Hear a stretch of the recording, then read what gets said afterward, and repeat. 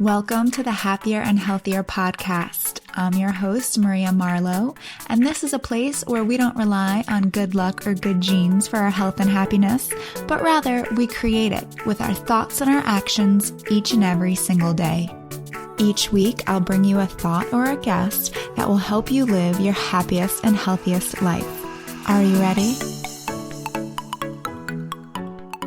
I'm excited to introduce you guys to the first guest on the Happier and Healthier podcast.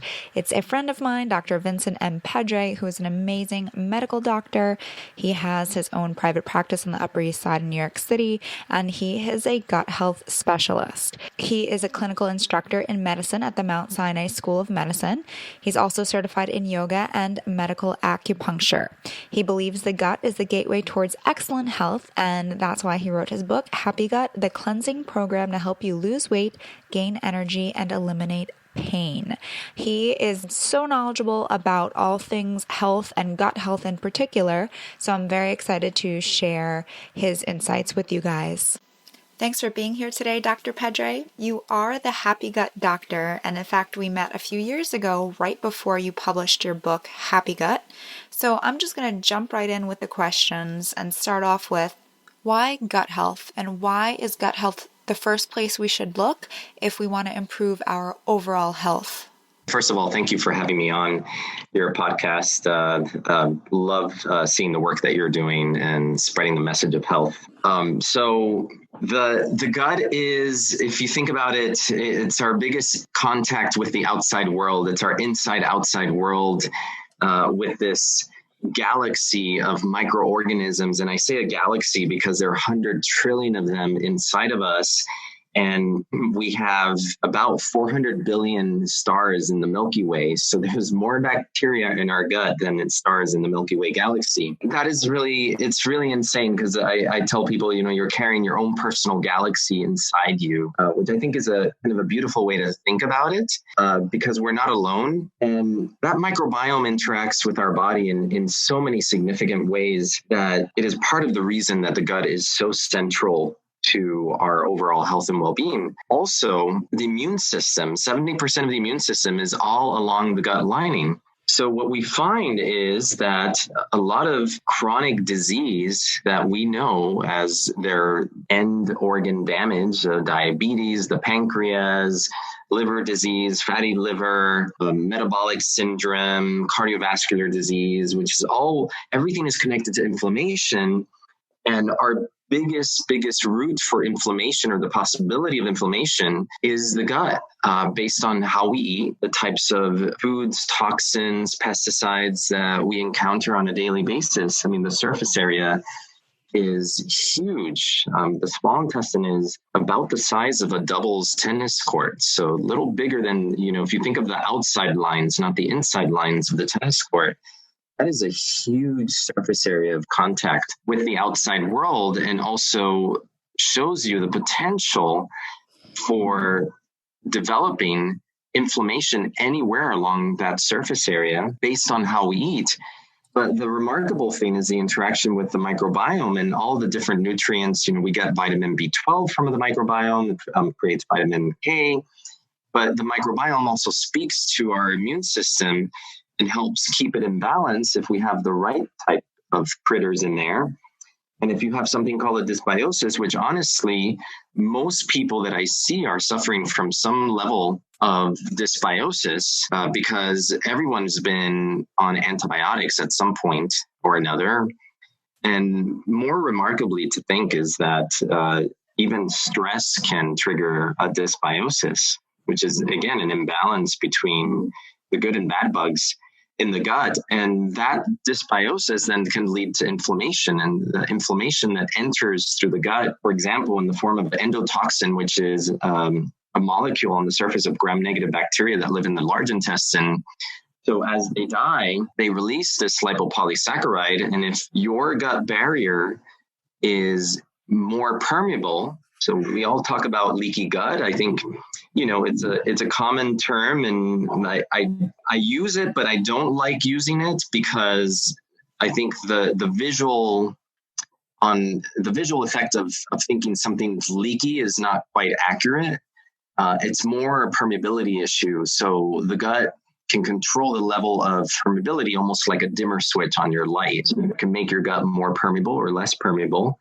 Obviously, you don't want an impermeable barrier because we need to let nutrients in, right? We need minerals, we need amino acids, we need fats, but you don't want it to be too permeable where then partially digested proteins can get in, yeast can get in, other microorganisms, or like I said, the lipopolysaccharide, which can ride into the bloodstream, and it triggers a really strong immune reaction. And interestingly, they found that they call this endotoxemia, that if you can measure endotoxemia, and in experimental models, endotoxemia will precede the development of diabetes and obesity. So it's almost like it's a predictor. And going beyond that, well, what caused endotoxemia is a gut barrier that's become hyperpermeable. And what caused hyperpermeability?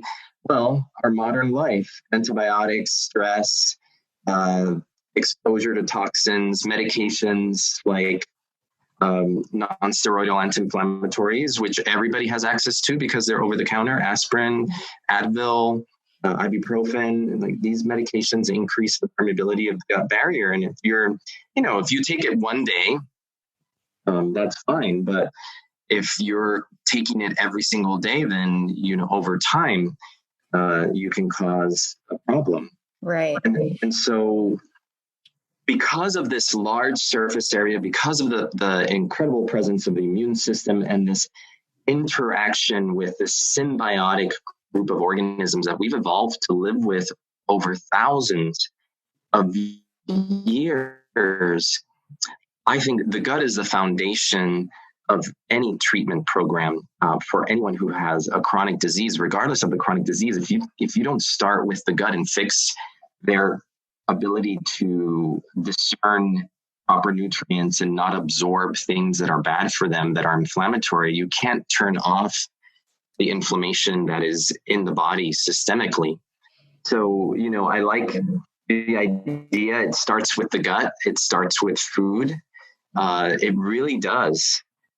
When I talk about the microbiome and we talk about creating health, it's not about one thing. And I know we're going to talk about probiotics, but it's really not about one or two or three or four or five strains. It's about having a diverse representation of a lot of different species of bacteria that together, almost like a symphony, create the right melody for your body to be in tune.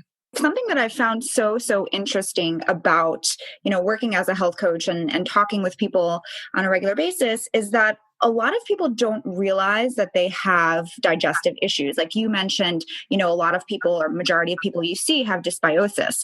But I would have people come to me and say, oh, there's nothing wrong with my digestion. And then talking to them, hear that they're gassy and bloated every day, or they haven't went number 2 in like a week. And, when I ask them, oh, how come you didn't mention that to me? It's because, they say something like, oh, well, I've always been like that, or, it happens every day. So I thought it was normal. So I'd love for you to break down what actually is normal and when is it time to see someone like you, see a specialist and take a deeper look into what's going on with their digestive health. You can't see me, but I'm raising my hand, guilty as charged, because I was one of those, even as I was going through my health training, that suffered from irritable bowel syndrome and a lot of irregularity and unpredictability in how my system was going to behave. But I had grown up that way. So for me, it was my normal. So I thought that was just the way. I knew that wasn't how everybody's body was, but I felt that this is just the way my body is going to be for the rest of my life. And it wasn't until I really started experimenting with diet, and I started little by little in medical school, because we really didn't get a lot of health nutrition information. So it was more kind of trial and error for me, like, for example, taking dairy out and seeing how I felt if I didn't have as much dairy. But it wasn't until I got into functional medicine over a decade ago that I realized that what I called my normal was not normal, that it was actually abnormal. And it was because of all the antibiotics I had been on that resulted in a dysbiosis leading to gut hyperpermeability and then a sensitivity. I finally figured out a sensitivity to both dairy and gluten. And when I fixed my diet and started rebalancing my microbiome and really changing the way that I had lived my life, I realized that my normal was never normal, that it was a result of everything that I had been through, which as a child on so many antibiotics, with the best intentions of the pediatricians, but unfortunately left me dealing with the sequela for 2 decades thereafter. So I understand when people don't report things because it becomes part of your daily routine that you think that it's normal. Right. And I think the other issue is that there's the stigma around talking about this kind of stuff. Nobody wants to talk about poop or farting. I was gonna say that too, that, it's not the type of thing like, oh, hey, let me bring this up. Like, hey, by the way, I'm constipated or I get diarrhea every other day. Like, you don't really want to mention that to someone on the first visit. But I've also, for example, had patients that have no gut issues whatsoever, but presented with an autoimmune disease. And I go and look at the gut and they have quite a dramatic dysbiosis without reporting any gut symptoms. So I just wanted to throw that in there to show that there can be a huge spectrum. So it could be that people underreport. Sometimes people are less self-aware, so they might be having symptoms, but they're just not really tuning into them. So sometimes I find that. And then you might have the person who just doesn't really have symptoms, or maybe they're having so many other body symptoms that they're too distracted by joint pain, mental fogginess, achiness, fatigue, that they're not really tuning into what's happening in their gut. Mm-hmm. All of those things could be signs, right? That the gut is not in great health. All of these things, joint pains, inflammation, going to the doctor and finding autoimmune markers, all of these are signs that there's probably something going on with the person's gut that needs to be managed. So I know I kind of diverted from the original question because I wanted to talk about, this whole idea of normalcy. And I mean, sometimes, and I'm sure you feel this way as a health coach, but a lot of times I feel like for my patients that I'm a body interpreter. So sometimes I'm interpreting for them what their body is telling them. And sometimes they don't know how to speak that language. And that is, that's part of the gift of what we do, is that we help people become more self-aware, because that self-awareness not only helps them, but it helps us help them better. Right. And one thing I always say is that we're never really taught how to take care of ourselves or how to eat and what actually is normal and not normal with our body.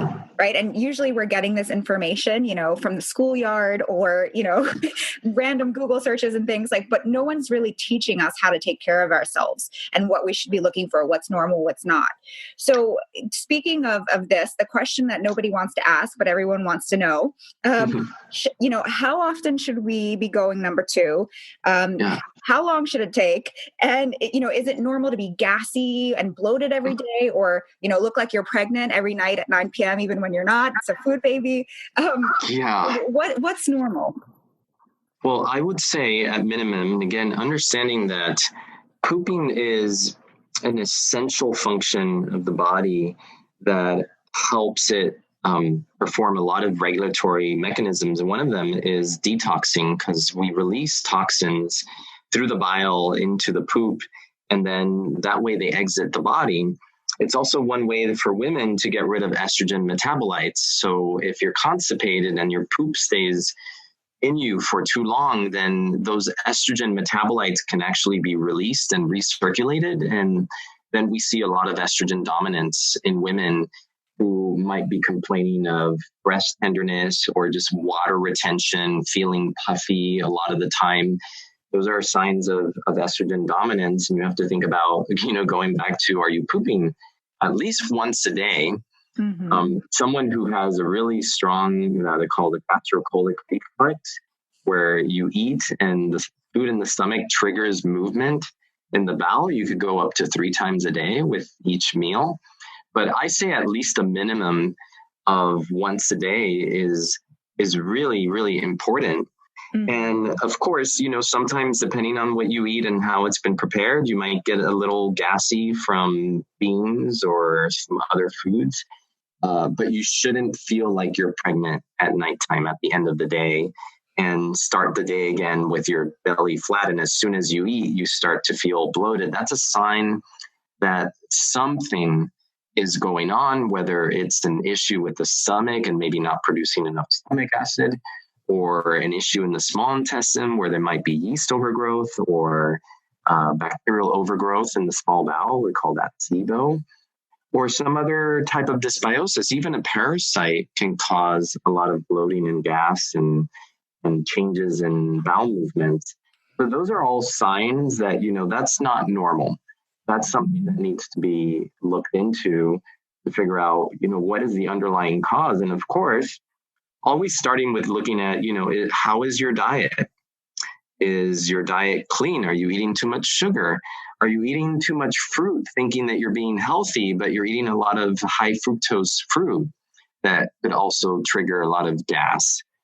So there's different ways to look at it, but to your question, those symptoms are not normal, and they're a sign that that there's probably something more going on in the gut than the person may be aware of. The gut, as I said, it's your personal galaxy. It's quite complex, and a lot of things can go on in there.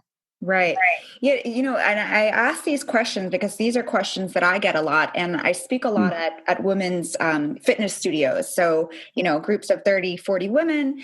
And inevitably, the first and the most common question I get is the bloating question. And I do feel like there's really this, I don't know if we can call it an epidemic of bloating. I feel like everyone, or a lot of people, I don't want to say everyone, a lot of people experience this. And, as you mentioned, a lot of it is going back to what we're eating. And, you mentioned for you, gluten and dairy, you mentioned sugar just now. What are some things that we're eating that could be, causing some digestive issues for us? Oh, it could be such a variety of things, but gluten is big there. And the question is it the gluten, the gliadin protein molecule for a lot of people? It's a protein in gluten. Or is it that gluten is contaminated with glyphosate a lot of times because it's sprayed on the wheat plant to help it mature? And is that why people are developing a lot of problems with gluten itself? There's soy and corn in the US, which 95% of it is genetically modified. And there's different types of genetic modification. Some of them make the plant more resistant to the pesticide glyphosate, which is brand name is Roundup. And what we found is that farmers that are using glyphosate-resistant crop are going to spray up to 6 times as much pesticide on that crop than they would otherwise have done, because that much pesticide is harmful for a non-GMO crop, but the GMO crop can take it. So they just douse the crop with, a huge concentration of pesticide. Then you have another type of genetically modified crop that is designed to produce its own toxin. It's called Bt toxin, which is derived from a bacteria in the soil. It's Bacillus thuringiensis, and it produces a toxin that can kill insects. So they designed the crop, and so there's Bt corn, and there's also Bt potatoes. I think there might be Bt cotton also. But basically, in a Bt corn, then every single cell in that corn can produce this Bt toxin. And the way it kills insects is it pokes holes in the digestive lining of the insect.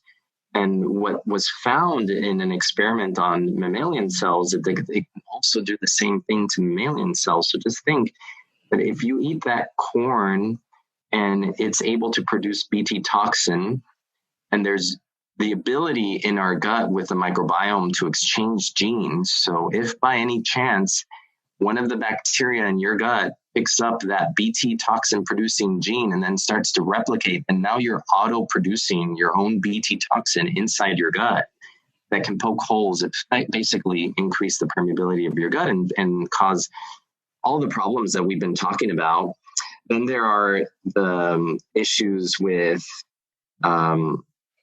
foods that are high in certain types of sugars, like I mentioned, like fructose. So some people are fructose sensitive and can have a lot of fructose rich fruit, which can cause a lot of bloating, discomfort, gas. There are people who are lactose intolerant, and there are people who are dairy sensitive. So you can be lactose intolerant, which means you just don't have enough of the enzyme to break down the sugar lactose. And what happens is, so that lactose from dairy makes it into the lower parts of your intestine where it gets fermented by the bacteria, especially in the large intestine, and causes a lot of gassiness and bloating and diarrhea for people. I'm sure people know, like if they have ice cream, they're running to the bathroom a couple of minutes later.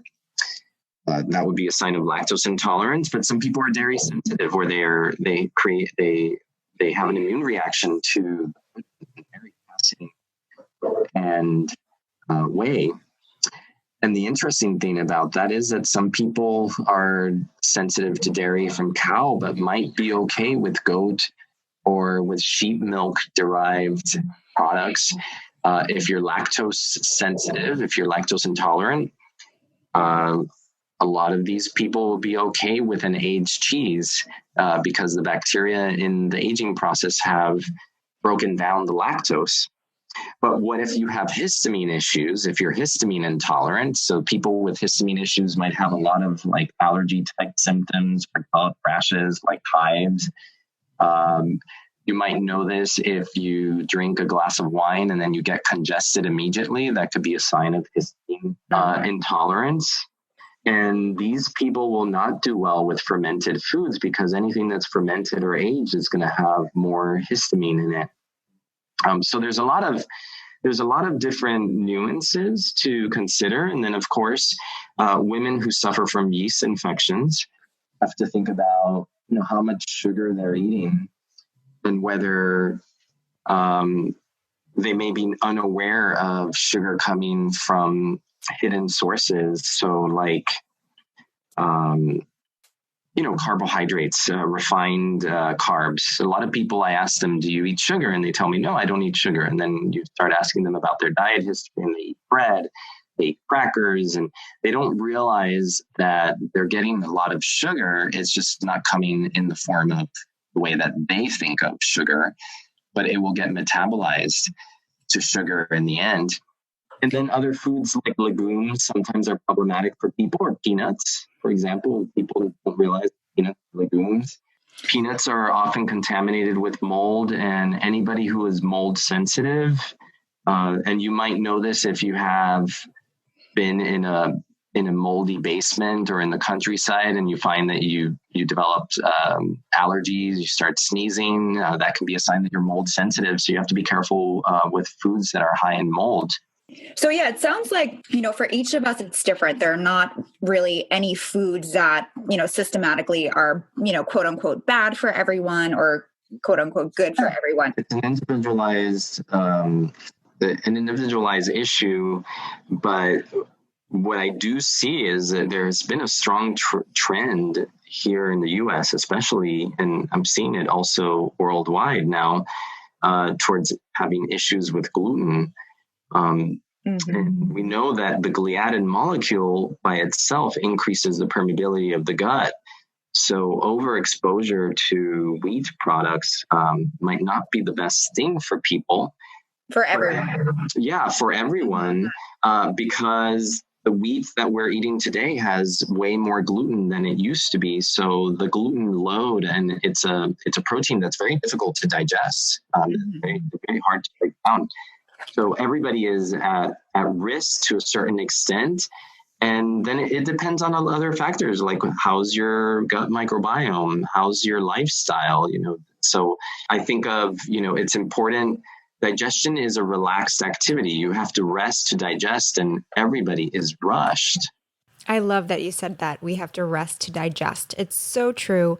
I also love that you have an entire chapter devoted to yoga in the Happy Gut book, and you really do talk about all of the lifestyle factors and the importance of really reducing our stress in order to improve our digestive health.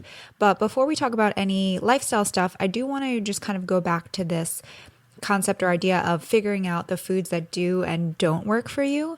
And one of the most important things I think that we can do is to keep a food diary so we really know which foods are causing issues for us.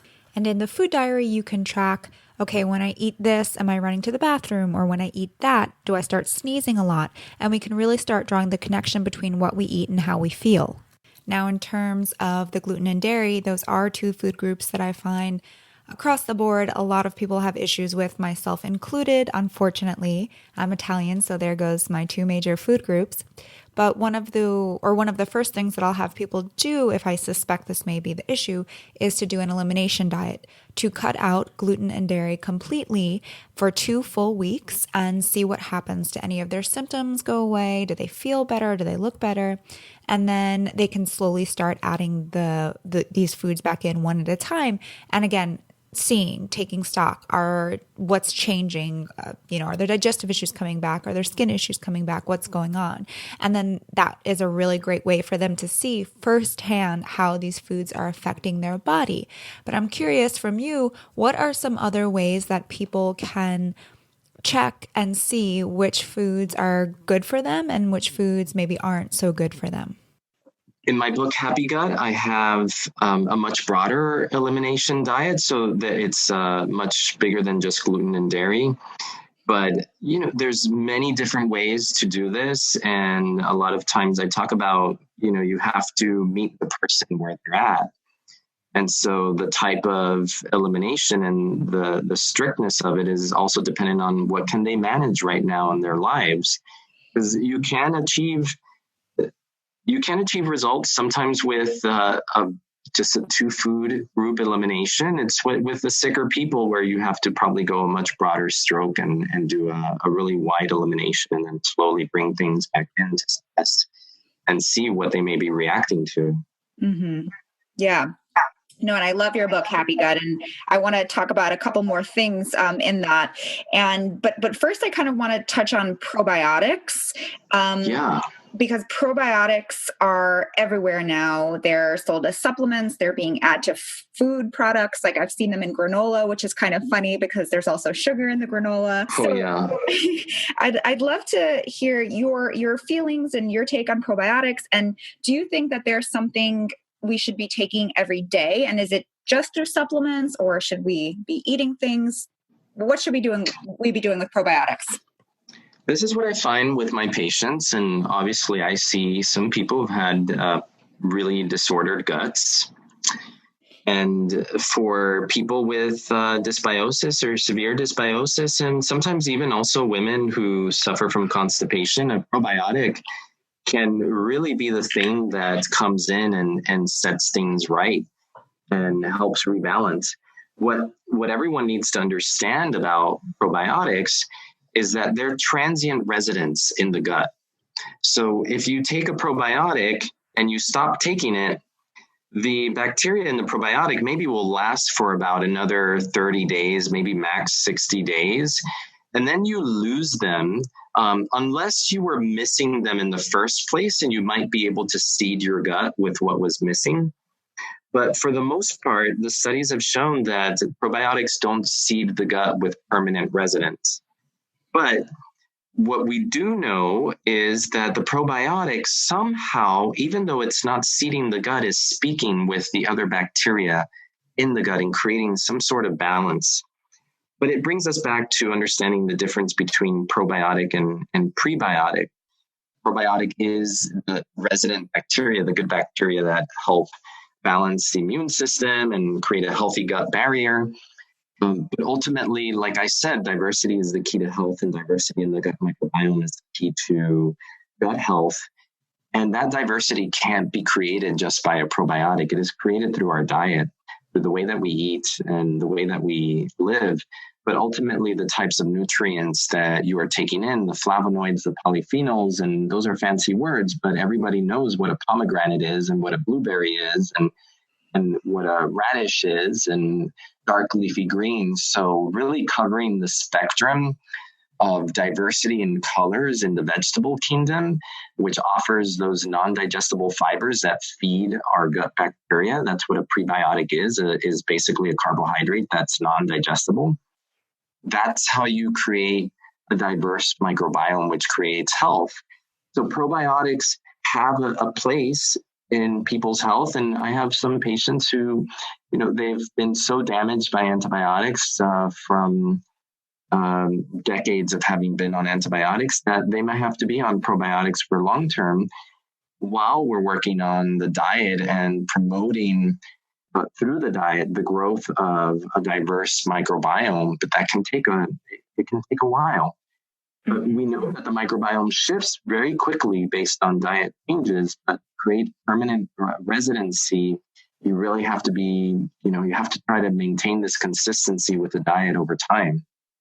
Right. Yeah. I've seen some interesting studies, and it's so fascinating how literally within, hours or days of eating a meal, it can actually shift that bacteria.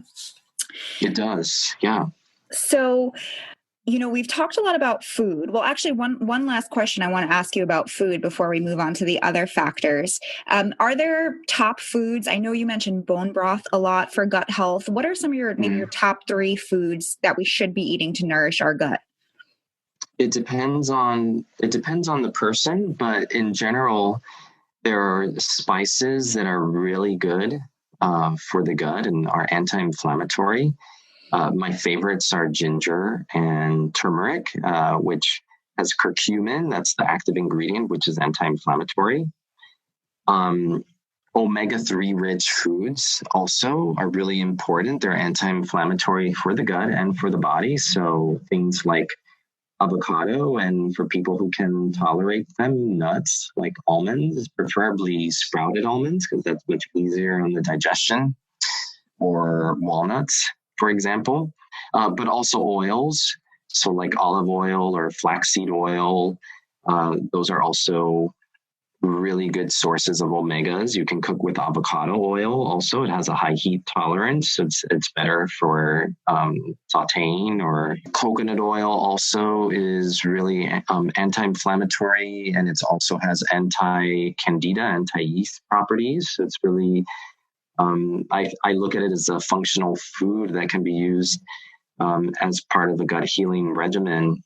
And I do love the bone broth. I also am a big fan of a really rich vegetable soup, because in the soup, you're going to extract all of the minerals and the nutrients from the vegetables.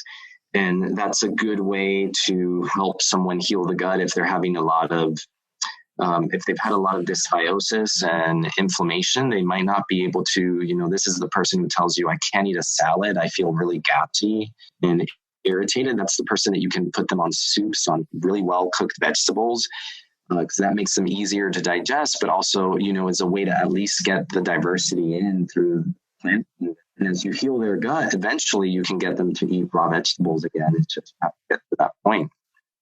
Yeah, I love recommending soups. I think they're just so warming and nourishing. And even if you can digest a salad, there's something so wonderful and nice about a soup, because they just make you feel differently.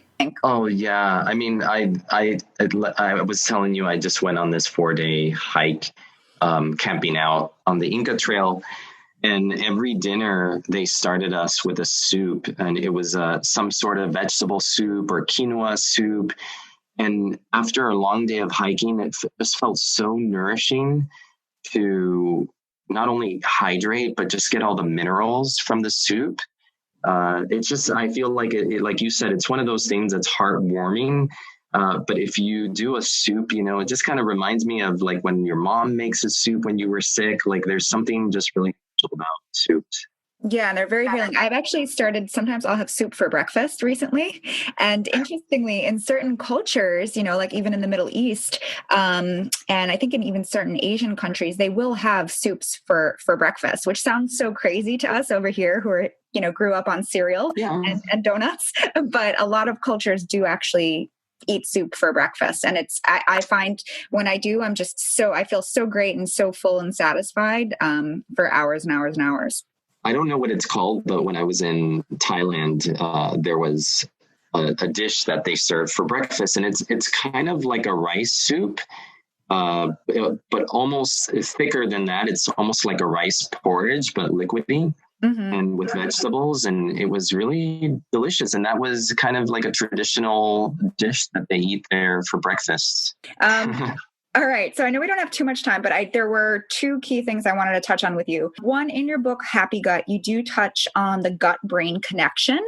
And one thing that I do hear come up a lot with people in both friend circles and clients and in millennial speak in general is depression. And a lot of people feel depressed, they feel sad. And, in the book, you touch on how food and our diet can actually influence our feelings of happiness or unhappiness and depression. So can you speak a little bit to that? And maybe if someone is not feeling so great, a little blue, are there foods we could maybe add in or take out that might offer a little bit of help? Absolutely. It's funny. The original title of my book was Happy Gut, Happy Life. And it really is true. If your gut is happy, then your body feels happy, but it's what the science shows is it's connected, that gut-brain connection. If your gut is on fire, then your brain is on fire. And if your gut barrier is hyperpermeable, then your blood-brain barrier is going to be hyperpermeable, which means that barrier that protects your brain has a special circulation that is screened to protect it from toxins that can come into the body. But once you have a leaky gut, that blood-brain barrier becomes leaky. So all of those inflammatory chemicals that might be produced by your immune system also go to your brain and activate the brain glial cells, which are a form of white blood cells. And so then you get an inflamed brain. And the reason I'm making all these connections is because an inflamed brain is a depressed brain. So you think that it is a mental issue, but it could be coming from your gut and based on the way that you're eating. And a lot of people who are depressed will not be happy with their lives, obviously. And that usually leads to comfort foods, wanting to eat a lot of sugar, mashed potatoes, the typical American comfort foods that keep you in that limbo. If you're talking about which foods to take out, well, sugar is a depressant. And it's a really powerful depressant, but also puts you on a roller coaster and affects your internal hormone balance, which is going to affect your mood. When you're coming off of a sugar high and you're craving more sugar, you're going to feel irritable and you might get moody. You might snap at people. After you eat sugar, you're going to have a crash. And during that crash, you just might not, you might feel achy, low. So sugar, I would say, is one of the top foods to avoid in someone who's depressed. Another one that a lot of people use to escape their depression is alcohol. But alcohol is another depressant and affects your liver's ability to detoxify, which is really important.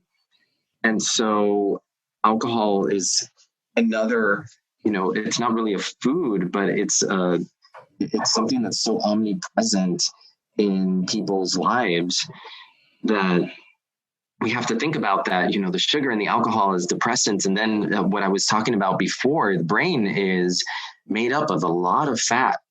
And you need healthy fats in the membranes of the neural cells in order for the brain communicate clearly with itself and be able to transmit signals fluidly. So omega-3s are so key and important for brain health, whether they are from vegetable sources. And if you do eat fish, you eat protein from animal sources. Wild salmon is a really great way to get omega-3s as well, or sardines. But there's also a lot of vegetable sources, like I mentioned, the avocados. You can easily. And I know you're a fan of making smoothies. I am too.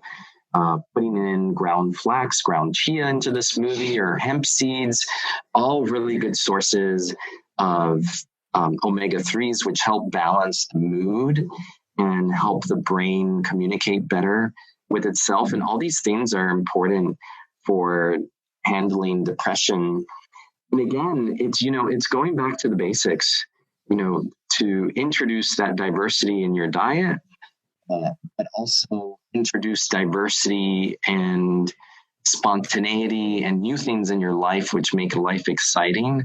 Because I think that a lot of people, when they get depressed, it's because the depression is a symptom of them not really taking care of themselves in some way, or not attending to a need, whether it's a physical need or it's a mental, emotional need that's not getting addressed. That's allowing them to stay in that depression.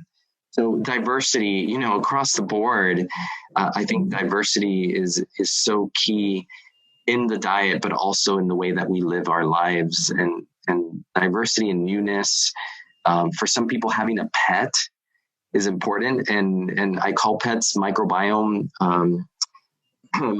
balancers, because they bring in their own microbiome when they lick you, and that's a way to share the microbiome and improve the diversity of your own microbiome.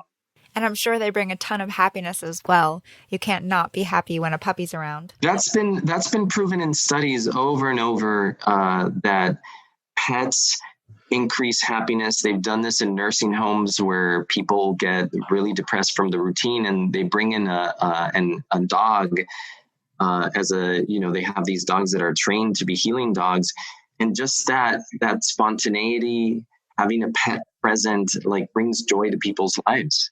There's an organization here in New York City that rescues dogs from all over the country that are going to be euthanized or are just sort of abandoned and left out. And this weekend, I'm actually I'm fostering a puppy for 2 weeks before it gets adopted. So I'm very much looking forward to that. It's called Unleashed New York. If anyone's interested, they're always looking for people to adopt puppies and dogs and foster as well. So yeah, it's a great organization. Well, I will add, while you have your puppy, let your puppy lick your face, and it's going to enhance the diversity of your microbiome. I love that. Actually, I wanted to ask you, so you mentioned that sugar is not great for really anything. But, a lot of times when people feel sad and they want to feel happier, they want to reach for chocolate, right? And because chocolate, is promoted as it boosts our serotonin, it makes us happier, but chocolate has sugar. So what's your opinion on that? Well, there's so many different varieties of the way that chocolate is prepared now. And luckily now, compared to a decade ago or 2 decades ago, you can walk into Whole Foods, or you can go to the Thrive Market or even Amazon and find such a wide variety of organic chocolates, dark chocolates that are lower in sugar. I also like raw chocolates, and the difference is, if a chocolate is prepared raw, what that means is that during the melting and preparation process, the temperature was never raised above 116 degrees Fahrenheit. And what that does is it allows it doesn't destroy all the antioxidants that are present in the cacao bean, in the chocolate. So it preserves a lot of the really important nutrients that are found in dark chocolate. So that's another thing to think about, so I'm all for chocolate. I'm a big chocolate fan. I tell people, read labels, be careful, because there's a big variety of how much sugar is in one serving. If it's 1 gram in a block and you just eat a block per day or every other day, that's not a lot of sugar. But again, also think about whether the chocolate, was it prepared raw? Is it a raw chocolate? Because that's going to have more beneficial nutrients than a regular chocolate with melted at a higher temperature. Right. Yeah. I usually tell people to look for at least 72% or above, ideally 85% or above, because that would indicate that it's a higher percentage of cacao versus sugar and other ingredients. And then, of course, if you can, look for better natural sweeteners, like, for example, a coconut sugar, or sometimes you can find like a date sugar, something that may be a little bit better than the refined white sugar. or also stevia. There's stevia, and what monk fruit is another one that I've been seeing. But yes, I feel like people have to be careful with that, because a lot of times they advertise it as like stevia and monk fruit, but they're actually using sugar alcohol for the bulk of it, which some people have issues with, right?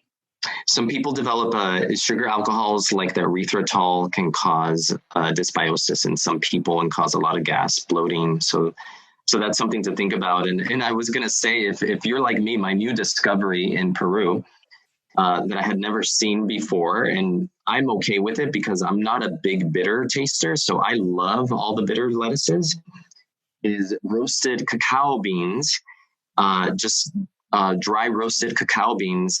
They are so great. They're very bitter. So you're getting chocolate, but you're getting the bitter and no sugar added.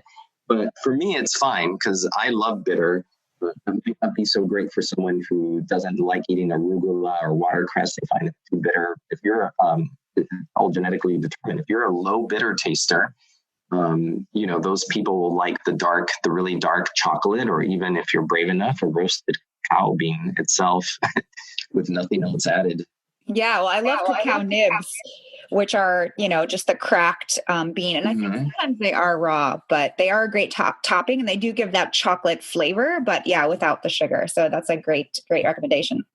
Yeah, and a touch of bitter, which is really good in Chinese medicine for the liver, gallbladder, which is related to agitation and anxiety. So that's another functional way to use food. If you're feeling anxious, agitated, like eating bitters can help kind of energetically balance that out.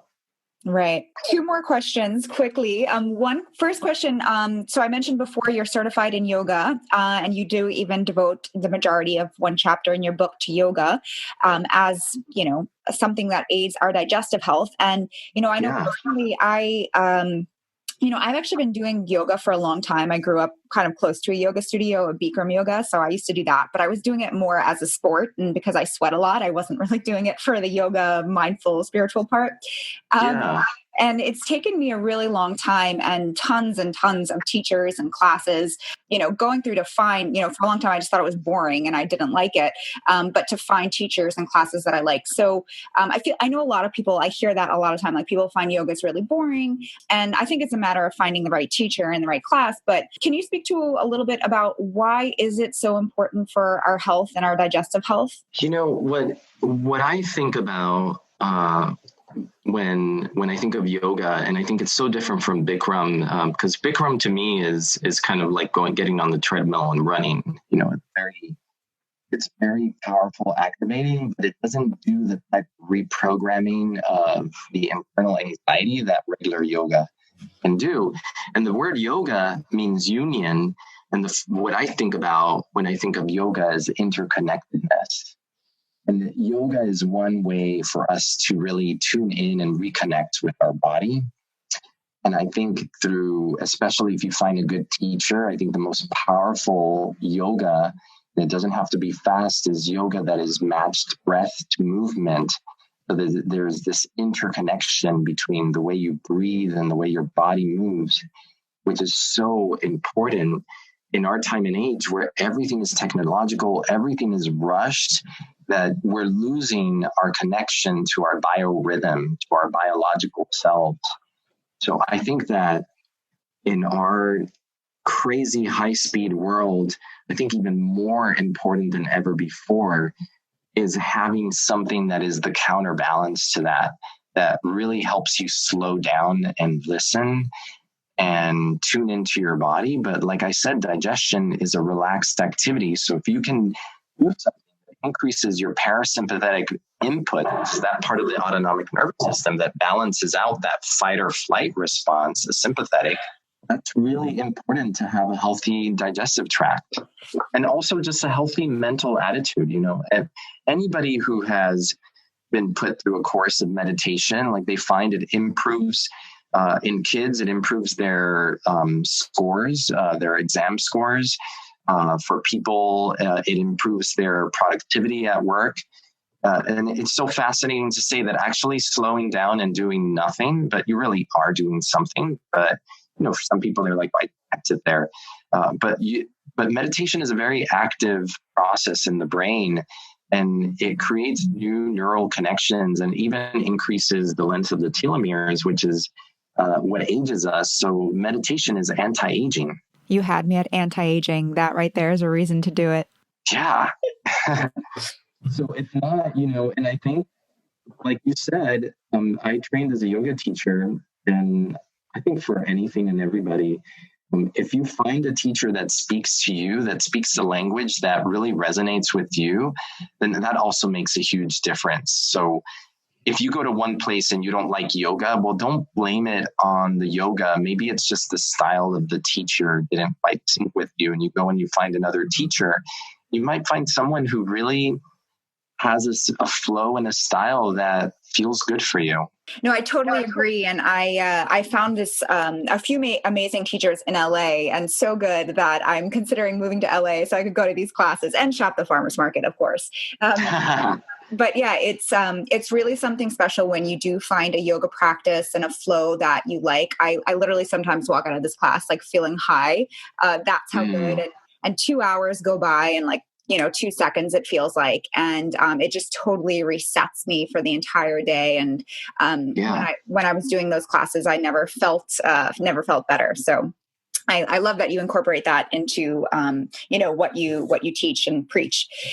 So last question, and this is a question that I ask everyone who comes on my show. I think, our listeners, we're always striving, right, to live healthier lives and happier lives. And we talked about so many different things that people can do and implement in their life to feel better. But, in your opinion, what is, and we didn't have to already mention it, but what is the one most important tip or habit or action people can take to help them live a healthier and happier life? I have to say that from my experiences of having gone on these trips where I connect with nature, to the Grand Canyon in the middle of the summer and now to Peru, is getting out in nature more, because that helps us connect with our own humanity and our biorhythm, which I think is so important. And I know I gave so many tips already in this talk, so I wanted to say something that was different. And I really just encourage people to get out there and get out in nature in whichever way that you like. I mean, I am one that I am just as happy in the mountains as I can be on the seashore.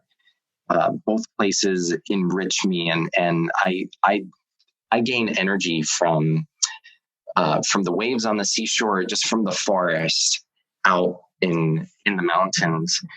And I think that's a missing element in our lives, especially for people who live in urban areas and cities like New York City, like I do, is remembering that we are biological beings, and it's important for us to connect the earth and with plants and just be outdoors. And that's part of creating health in a holistic fashion. I love that you said that, because I do also feel that nature is such an important part of health. I know personally I'd go crazy without it. Here in New York City, I have to get to Central Park on a regular basis or I will literally go insane. But that's the great thing, that no matter where you live, even in a big city like New York City, you can typically find some grass and some trees somewhere. So I definitely agree with you there. I also will point out that this whole concept of nature bathing is becoming more popular. It's something that started in Japan, and it's essentially just spending time in nature, not running, not hiking, not meditating, like literally just spending time in nature and, just walking and inhaling the beautiful fresh air and just being calm and peaceful.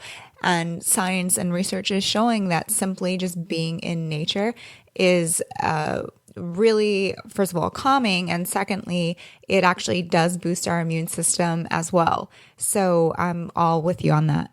Absolutely.